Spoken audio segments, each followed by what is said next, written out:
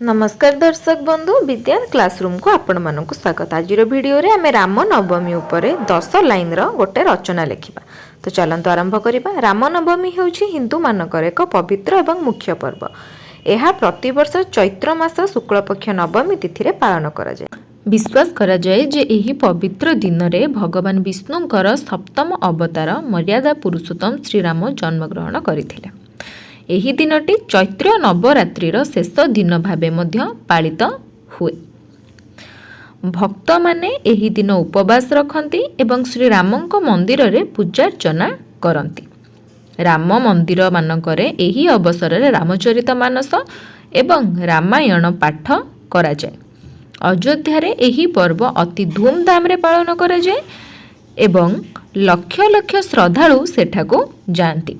ओडिशा रे मध्य एही दिन विभिन्न स्थान रे रामचरित मानस पारायण ओ भजन समारोह अनुष्ठित हुए।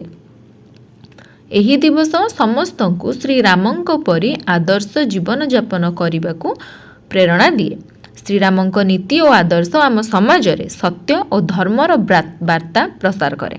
आशा करुछि वीडियोटा आपण मानकु भल लागिथिबो। भल लागिथिले आम चैनल को सब्सक्राइब करिया को भूलिबेनी।